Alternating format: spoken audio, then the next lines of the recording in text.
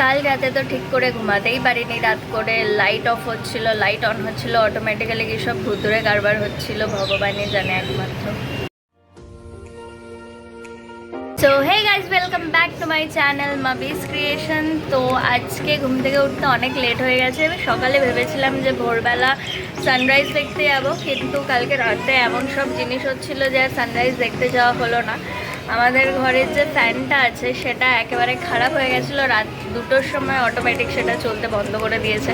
তো সেই রেসপেক্টে আমাদেরকে ইনস্ট্যান্ট অন্য একটা রুমে পাঠানো হয়েছিল সেখানে রাতে ঘুমানোর জন্য, কিন্তু সেই রুমটায় বোধহয় লুজ কানেকশন ছিল বা কিছু ছিল, রুমে অটোমেটিক্যালি লাইট অন হচ্ছিলো, লাইট অফ হচ্ছিলো। তো সেই দিক থেকে আমি অনেকটা ভয় পেয়ে গেছিলাম, একটা অচেনা জায়গা।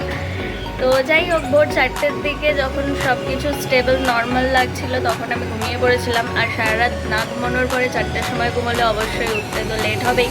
তো হ্যাঁ, এখন উঠে পড়েছি, তো এরপর ব্রেকফাস্ট করব। তো চলো দেখা যাক ব্রেকফাস্টে কী আছে। আর এদিকে মা ব্রেকফাস্টে বানিয়ে নিচ্ছিল ডিম টোস্ট। মা পাউরুটিগুলোকে ডিমের ব্যাটারে চোবাচ্ছিল আর ওগুলোকে গরম গরম কড়াইয়ে ফ্রাই করে আমাদের জন্য তৈরি করে ফেলছিল ডিম টোস্ট। আর যেমনটা আমি প্রত্যেকবার বলি, মায়ের হাতে বানানো কোনো খাবারই কখনো খারাপ হয় না। তো এই ডিম টোস্টটাও খুবই ভালো হয়েছিল খেতে। তো এবারে আমাদের ব্রেকফাস্ট পুরো কমপ্লিট। তো এবার যাব আমি আর মা একটু বাজার থেকে দেখবো একটু কিছু টাটকা মাছ বাগেরা কিছু পাওয়া যায় কিনা। আর আজকে তো জামাই ষষ্ঠী, কিন্তু এখানে জামাই ষষ্ঠীর সেই ভাইবটা এখনও নেই। তো জামাই ষষ্ঠীর জন্য দেখা যাক আজকে কিছু স্পেশাল করা যায় কিনা, কি মাছ বাজারে পাওয়া যায়, আর সেগুলো সব তোমাদের সঙ্গে শেয়ার করছি। তো দেখতে থাকো।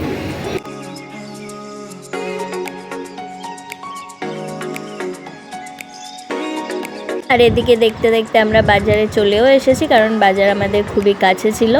আর আজকে সবজি বাজারে না গিয়ে ডিরেক্ট চলে গেলাম মাছের বাজারে। মাছের বাজারে ছিল হরেক রকম মাছ, রুই, কাতলা, ইলিশ, চিংড়ি, পমফ্রেট, আরও নাম না জানা অনেক মাছ। আর এসবের মধ্যে থেকেই আমরা বেছে নিয়েছিলাম 3টে পমফ্রেট মাছ আমাদের 3 জনের জন্য, কারণ আমরা একবেলারই রান্না করব আর একবেলা তো আমরা বাইরে থেকেই খেয়ে নেব।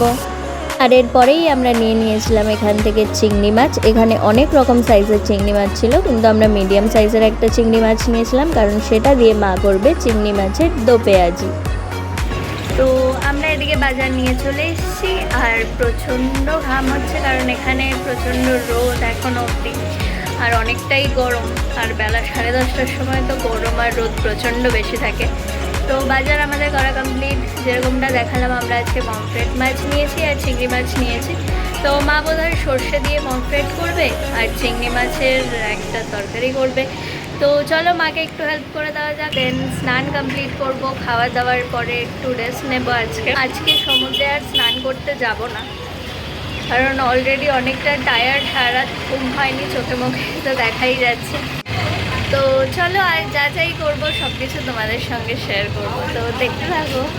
আর এদিকে মার মাছ ধোয়াও হয়ে গেছিলো কমপ্লিট একেবারে।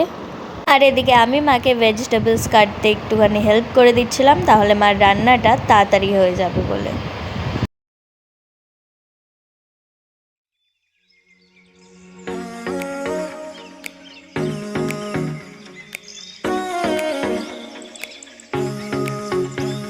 আর এদিকে মার রান্নাও প্রায় কমপ্লিট হয়ে আসছিল। এদিকে চিংড়ি মাছের তরকারিটাও হয়ে যাচ্ছিল, আর অন্যদিকে পমফ্রেট মাছটাও প্রায় রেডি হয়ে গেছিলো। আর এই পমফ্রেট মাছের সর্ষে এখনও অ্যাড হয়নি। সর্ষেটা দেওয়ার জন্য মা সানরাইজ আর মাস্টার্ড পাউডার ইউজ করেছিল, যেটাকে এখানে মা জলে গুলে নিয়েছিল।